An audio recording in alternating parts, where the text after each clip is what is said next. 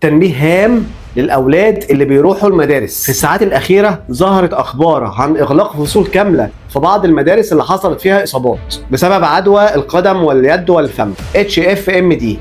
طبعا الموضوع خطير جدا، بيتنقل ازاي، انتشر بالشكل السريع ده ازاي؟ كملي معايا الحلقة وانا هعرفك على كل التفاصيل. اولا ال HFMD ده فيروس بيصيب الاطفال في سن اقل من 10 سنين. المرض ده بينتشر عن طريق الرذاذ او ملامسة الاسطح الملوثة، يعني طفل عطس او كح على حاجة معينة وانا جيت لمست بعدها يبقى هيتنقل.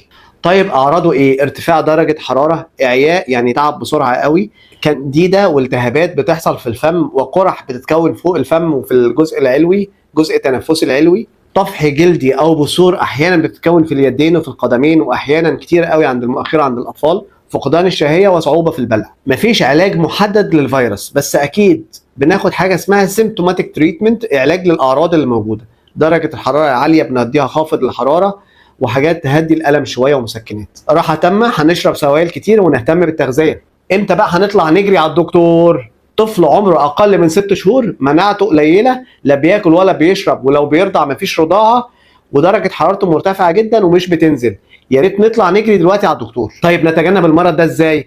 غسل اليدين باستمرار من غير كروته 20 ثانيه على الاقل. نتجنب مشاركه الادوات، يعني نبهي على ابنك بلاش يشارك مع اصحابه الادوات زي ازايز الميه والاكل، الايد ده الايد ده الايد ده.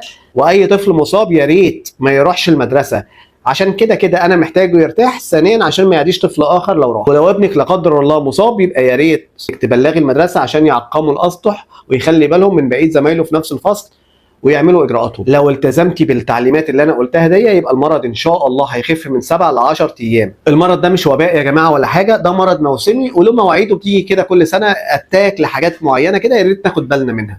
فيا ريت ما نكبرش الموضوع وفي نفس الوقت ما نهملش. انا مش جاي اكبر الموضوع، بس بقول توعيه لامهات الاطفال، خلي بالكم وما تترددوش تنزلوا لدكتور الاطفال. دكتور محمد حسنين، استشاري التغذيه العلاجيه.